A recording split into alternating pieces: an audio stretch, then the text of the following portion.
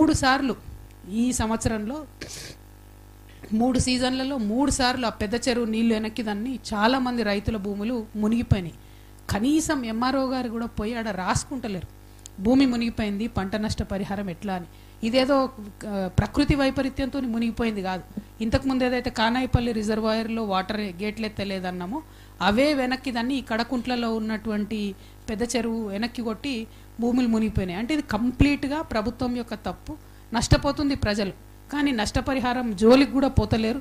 దాని మీద ఆలోచన చేయవలసిందిగా నేను ప్రభుత్వాన్ని డిమాండ్ చేస్తూ ఉన్నాను. ఆ తర్వాత మదర్ అండ్ చైల్డ్ హాస్పిటల్కి పోయినాం. మదర్ అండ్ చైల్డ్ హాస్పిటల్లో పాపం డాక్టర్లు నర్సులు వాళ్ళ కెపాసిటీకి మించి కష్టపడి పనిచేస్తూ ఉన్నారు. కానీ సివియర్ అండర్ స్టాఫింగ్ ఉన్నది.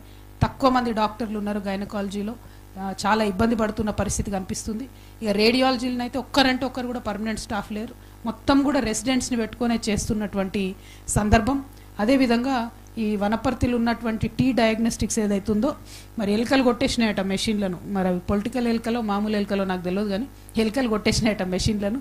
అవి పనిచేస్తలేవు. దాంతో ఏం జరుగుతుంది, ఇక్కడ టెస్ట్లకు దాదాపుగా 2,000 మంది యావరేజ్గా టెస్ట్లు ఇస్తే అవన్నీ కూడా మహబూబ్ నగర్కి పోతున్నటువంటి పరిస్థితి. డిలే అవుతుంది. దాంతో ప్రైవేట్కి పోవాల్సిన పరిస్థితి వస్తుంది. అల్టిమేట్గా ప్రజలకు నష్టం జరుగుతుంది. కాబట్టి ఆ మెషిన్స్ని తొందరగా ఫిక్స్ చేయాలని కోరుతున్నాను.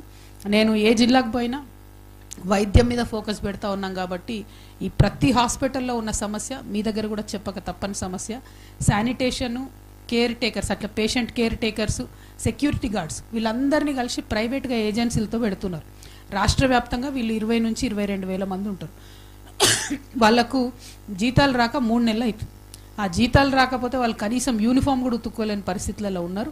కాబట్టి వీళ్ళని అయితే రెగ్యులరైజ్ చేయాలి. ఎందుకంటే వైద్యం మీద ప్రభుత్వం దృష్టి పెట్టదలుచుకుంటే వాళ్ళని ఖచ్చితంగా రెగ్యులరైజ్ చేయాలి.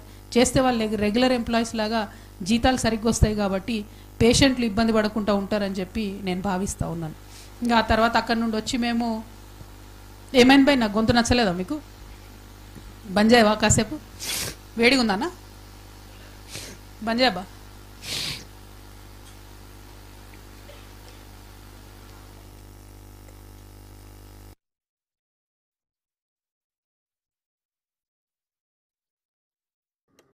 వింతలన్నీ మీ వనపర్తిలో చూసిన నేనైతే.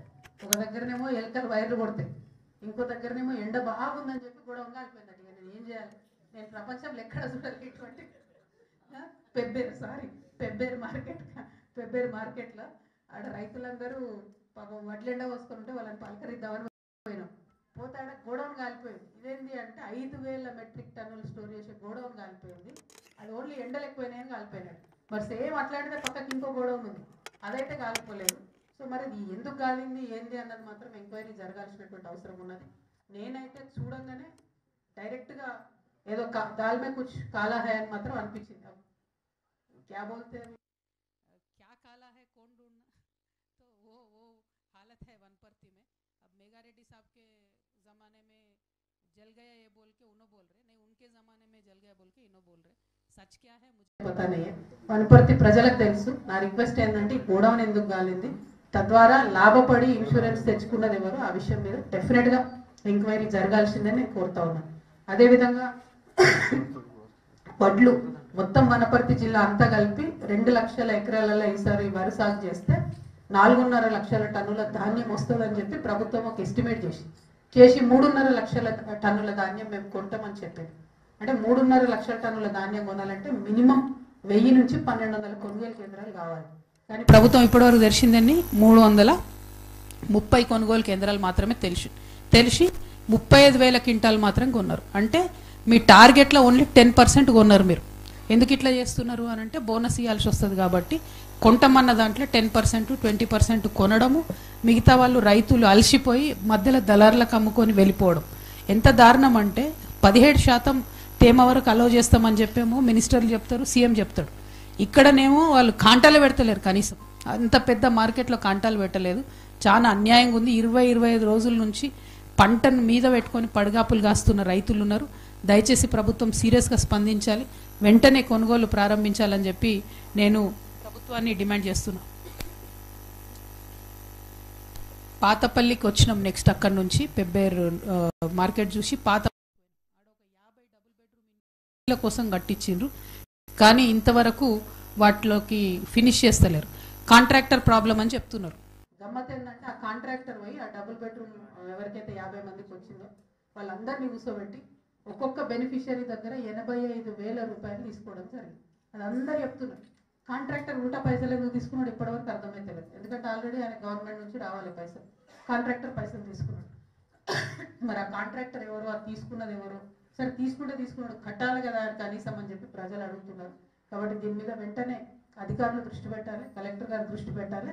పాతపల్లి డబుల్ బెడ్రూమ్ విషయాన్ని నేను కూడా పర్సనల్గా కలెక్టర్ గారికి లెటర్ రాయడం జరుగుతుంది.